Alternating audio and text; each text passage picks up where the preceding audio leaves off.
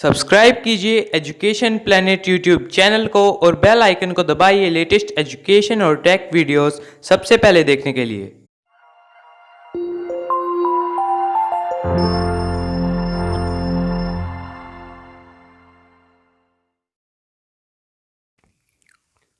प्रिय विद्यार्थियों, education planet channel Nohar पर आपका स्वागत है। आज के इस वीडियो में कक्षा 6 हिंदी विषय में पाठ है 14 लोकगीत। इस अध्याय के इस पाठ के लेखक हैं भगवत शरण उपाध्याय। तो सबसे पहले बात करेंगे लेखक के परिचय की। तो डॉक्टर भगवत शरण उपाध्याय का जन्म सन 1910 ईस्वी में बलिया जिले के उजियारीपुर गांव में हुआ था। इनकी प्रारंभिक शिक्षा यहीं पर हुई। इन्होंने बनारस विश्वविद्यालय से प्राचीन इतिहास विषय में एमए किया। ये संस्कृत साहित्य तथा पुरातत्व के समर्थ अध्येता एवं हिंदी साहित्य के प्रसिद्ध उन्नायक रहे। इन्होंने भारत के प्राचीन इतिहास और भारतीय संस्कृति का विशेष अध्ययन किया। इन्होंने जो रचनाएं लिखी, विश्व साहित्य की रूपरेखा, साहित्य और कला, खून के छींटे, इतिहास के पन्नों पर कलकत्ता से पैकिंग, कुछ फीचर, कुछ एकाकी, इतिहास साक्षी है, ठूंठा आम, सागर की लहरों पर मंदिर और भवन आदि। इनकी मृत्यु 12 अगस्त 1982 ईस्वी में हुआ। 1982 में इनका निधन हुआ। अब लोकगीत पाठ का सार हम पढ़ेंगे और उसके बाद में इसके आगे के शब्दार्थ और प्रश्नोत्तर हम करेंगे। मनोरंजन की दुनिया में लोकगीतों का महत्वपूर्ण स्थान है। गीत संगीत के बिना हमारा मन नीरस हो जाता है। हमारे जीवन में लोकगीत और संगीत का अटूट संबंध है। लोकगीत अपनी ताजगी और लोकप्रियता से शास्त्रीय संगीत से भिन्न है। ये सीधे जनता का संगीत है। ये गांव जनता का संगीत है। इसके लिए प्रत्येक साधना की जरूरत नहीं है। त्यौहार और विशेष अवसरों पर ये गीत गाए जाते हैं। ये गीत बाजों, ढोलक, करताल, बांसुरी आदि की मदद से गाए जाते हैं। लोकगीत कई प्रकार के होते हैं। इनका एक प्रकार बहुत सजीव है। यह इस देश के आदिवासियों का संगीत है। पूरे देश भर में ये फैले हुए हैं।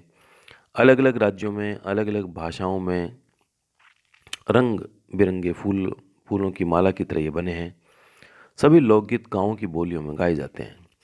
चैता, कजरी, बारह मास, सावन आदि उत्तर प्रदेश और बनारस में गाए जाते हैं। बाउल, भटियाली बंगला के लोकगीत है। राजस्थान में ढोला मारू, भोजपुर में विदेशियाँ प्रसिद्ध है। एक दूसरे को जवाब के रूप में दल में बांट के भी ये गीत गाए जा सकते हैं। जाने के साथ नाचना भी होता है। ये जाने की जगह यहाँ आप पढ़ोगे गाने, गाने के साथ में नाचना भी होता है। हमारे देश में स्त्रियों द्वारा गाए जाने वाले लोकगीतों की संख्या ज़्यादा है। इनकी रचना भी वही करती है। भारत के लोकगीत अन्य देशों से भिन्न है क्योंकि अन्य देशों में स्त्रियों के गीत मर्द से अलग नहीं होते। हमारे देश में विभिन्न अवसरों पर विभिन्न गीत गाए जाते हैं, जैसे जन्म, विवाह, मटकोर, जोनार आदि से स्त्रियां गाती है। इन अवसरों पर गाए जाने वाले गीतों का संबंध प्राचीन काल से है। 12 मासा गीत आदमियों के साथ में स्त्रियां भी गाती है। स्त्रियों के गीत दल बनाकर गाए जाते हैं। इनके स्वरों में मेल नहीं होता, फिर भी उच्च ये किस्म के होते हैं और अच्छे लगते हैं। अच्छे की जगह अच्छे पढ़ना।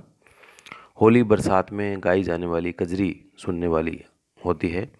पूर्वी भारत में अधिकतर पढ़ना मैथिल, कोकिल, विद्यापति गीत गाए जाते हैं। गुजरात में गरबा नामक नृत्य गायन प्रसिद्ध है। इस दल में औरतें घूम घूम कर एक विशेष विधि से गाती है और नाचती है। ब्रिज में होली के अवसर पर रसिया दल बनाकर गाया जाता है। गांव के गीतों के अनेक प्रकार हैं। अब इसके हम कठिन शब्दार्थ देखते हैं। लोच का मतलब लचीलापन। झांझ एक वाद्य यंत्र जो कांसे की 2 तस्तरियों से बना होता है। करताल, तालियां।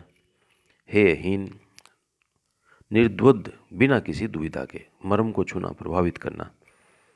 आह्लादकर, प्रसन्न करने वाला, सिरजती बनाती है। पुट्ट, अंश। उद्याम, निरंकुश। अब इसके प्रश्नोत्तर लेते हैं हम। निबंध में लोकगीतों के किन पक्षों की चर्चा की गई है, बिंदुओं के रूप में उन्हें लिखो। तो इस निबंध में लोकगीतों के निम्नलिखित पक्षों की चर्चा हुई है। लोकगीत प्रिय होते हैं, लोकगीतों का महत्व, लोकगीत और शास्त्रीय संगीत, लोकगीतों के प्रकार, गायन शैली, राग, सहायक वाद्य यंत्र, गायक समूह, लोकगीतों के साथ चलने वाले नृत्य, लोकगीतों की भाषा और लोकगीतों की लोकप्रियता। लोकगीतों के प्रकार, बिना किसी बाजे की मदद के भी गाया जाना। तो ये लोकगीतों की विशेषता यहाँ प्रकट हुई है। प्रश्न नंबर 2 है, हमारे यहाँ स्त्रियों के खास गीत कौन कौन से हैं? उत्तर है, हमारे यहाँ लोकगीत ऐसे हैं जिन्हें स्त्रियों के खास गीत कहा जा सकता है। ऐसे गीत में त्योहार पर नदियों में नहाते समय के, नहाने जाते समय रास्ते के गीत, विवाह के अवसर पर गाए जाने वाले गीत, मटकोड़, जुनार आदि के संबंधियों के लिए प्रेम युक्त गाली, जन्म आदि के गीत स्त्रियों के गीत हैं। इसके अतिरिक्त कजरी, गुजरात का गरबा, ब्रिज का रसिया भी स्त्रियों द्वारा गाए जाने वाला गीत है। प्रश्न नंबर 3, निबंध के आधार पर, अपने अनुभव के आधार पर यदि तुम्हें लोकगीत सुनने के मौके मिले तो तुम लोकगीतों की कौन सी विशेषताएं बता सकते हो? तो इसका उत्तर है, लोकगीत हमारी सांस्कृतिक पहचान है। इन गीतों में हमारी अपनी सभ्यता, संस्कृति एवं संस्कार झलकते हैं। इनकी अनेक विशेषताएं हैं। लोकगीत गांव के अनपढ़ पुरुष व औरतों के द्वारा रचे गए हैं। इसके लिए साधना की जरूरत नहीं होती। लोकगीतों में लचीलापन और ताजगी होती है। ये आम जनता के गीत है। ये त्यौहार और विशेष अवसरों पर गाए जाते हैं। मार्ग या देसी के सामने इनको हे समझा जाता है। अभी तक इनकी उपेक्षा की जाती है, लेकिन साहित्य और कला के क्षेत्र में परिवर्तन होने पर प्रांतों की सरकारों ने लोकगीत साहित्य के पुनरुद्धार में हाथ बटाया। वास्तविक लोकगीत गांव व देहात में है। लोकगीत वाद्य यंत्रों की मदद के बिना भी गाए जा सकते हैं। जैसे वैसे साधारण ढोलक, झांझ, करताल, बांसुरी बजाकर भी गाए जाते हैं। इनके रचनाकार आम आदमियाँ और स्त्रियां ही होते हैं। चौथा प्रश्न है, पर सारे देश के अपने अपने विद्यापति है। इस वाक्य का क्या अर्थ है? पाठ पढ़कर मालूम करो और लिखो। तो उत्तर है, इस वाक्य का अर्थ है कि विद्यापति जैसे लोकगीतों की रचना करने वाले अन्य क्षेत्रों में भी होते हैं। यानी जिस तरह मिथिला क्षेत्र में मैथिल, कोकिल, विद्यापति के गीत लोकप्रिय हैं, उसी प्रकार हर क्षेत्र में हर जगह पर कोई न कोई प्रसिद्ध लोकगीत रचनाकार पैदा हुआ है, जिसके गीतों की उस क्षेत्र में विशेष धूम रहती है। बुंदेलखंड के लोकगीत रचनाकार जगनीक का आल्हा इसका उदाहरण है। अब ये प्रश्न अनुमान और कल्पना के आधार के हैं। क्या लोकगीत और नृत्य सिर्फ गांवों या कबीलों में ही गाए जाते हैं? शहरों के कौन से लोकगीत हो सकते हैं? इस पर विचार करके लिखो। उत्तर है, लोकगीत और नृत्य गांवों और कबीलों में बहुत लोकप्रिय होते हैं। शहरों में इन्हें बहुत कम देखा जा सकता है। शहरों में जो लोकगीत गाए जाते हैं वे भी किसी न किसी रूप में गाँवों से ही जुड़े हुए हैं। शहर के लोग देश के अलग अलग ग्रामीण क्षेत्रों में जाकर बसे हुए होते हैं। शहरों के लोग देश के अलग अलग क्षेत्रों, अलग अलग ग्रामीण क्षेत्रों से, या मैं की जगह से पढ़ना, से जाकर बसे हुए होते हैं। अब शहरों के लोग भी इसमें रुचि ले रहे हैं। वे सामान्य संगीत से हटकर होते हैं। अतः आकर्षण के कारण ये आगे बढ़ रहे हैं। शहरों के लोकगीत हो सकते हैं शहरिया बाबू, नगरी आदि। प्रश्न नंबर 2, जीवन जहां इठला इठला कर लहराता है वहां जीवन जहां इठला इठला कर लहराता है वहां भला आनंद के स्रोतों की कमी हो सकती है? उद्दाम जीवन के ही वहां के अनंत संख्यक गाने प्रतीक है। क्या तुम इस बात से सहमत हो? विदेशिया नामक लोकगीत से कोई कैसे आनंद प्राप्त कर सकता है और वे कौन लोग हो सकते हैं जो इसे गाते सुनते हैं? इसके बारे में जानकारी प्राप्त कर अपनी कक्षा में सबको बताओ। इसका उत्तर हाँ, मैं इस बात से सहमत हूँ। लोकगीत गाँव की उन्मुख चर्चा के प्रतीक हैं। किसी भी लोकगीत से आनंद प्राप्त किया जा सकता है यदि आप वहाँ की बोली से थोड़ा भी परिचित हों। जो लोग भोजपुरी के जानकार हैं वे विदेशी लोकगीत को सुनकर आनंद उठा सकते हैं। इन गीतों में रसिक प्रियों और प्रियाओं की बात रहती है। इसमें प्रदेशी प्रेमी और करुणा का रस बरसता है। अगला प्रश्न है, भाषा की बात के अंतर्गत पहला प्रश्न है, लोक शब्द में कुछ जोड़कर जितने शब्द तुम्हें सूझे उनकी सूची बनाओ और इन शब्दों को ध्यान से देखो और समझो कि उनमें अर्थ की दृष्टि से क्या समानता है। इन शब्दों से वाक्य भी बनाओ, जैसे लोक कला। इसका उत्तर है लोकहित।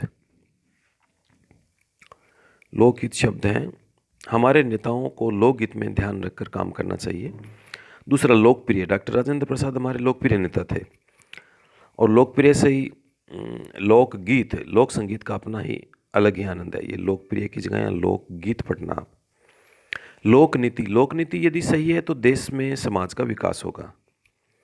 लोकगीत, लोकगीतों की परंपरा का पालन केवल गांवों तक ही सीमित रह गया है। लोक नृत्य, लोक नृत्य ग्रामीण संस्कृति का प्रतीक है। ये लोक नीति, लोक नृत्य पढ़ना। लोकतंत्र, भारत में लोकतंत्र है। इस अर्थ की दृष्टि से यह समानता है कि शब्द लोक अर्थात जनता से संबंधित है। प्रश्न नंबर दूसरा है, 12 मासा गीत में साल के 12 महीनों का वर्णन होता है। नीचे विभिन्न अंकों से जुड़े कुछ शब्द दिए गए हैं, उन्हें पढ़ो और अनुमान लगाओ कि इनका क्या अर्थ है और वह अर्थ क्यों है। इसी सूची में तुम्हें अपने मन से सोचकर कुछ शब्द जोड़ सकते हो।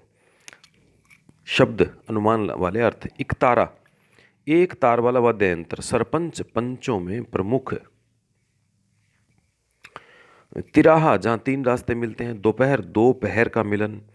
चारपाई, 4 पायों वाली। छमाही, 6 महीनों में होने वाली। सप्तऋषि, 7 ऋषियों का समूह। नवरात्र, 9 रात्रियों के समूह।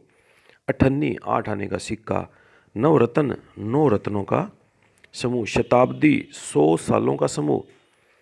चतुर्भुज, 4 भुजाओं से घिरी आकृति। अब अगला प्रश्न है, अपने इलाके कुछ लोकगीत इकट्ठा करो, गाए जाने वाले मौकों के अनुसार उनका वर्गीकरण करो। उत्तर, मल्हार, सावन के महीने में गाए जाने वाला गीत। विवाह गीत, विवाह के अवसर पर गाए जाने वाले गीत। रागिणी, हरियाणा, दिल्ली का लोकगीत।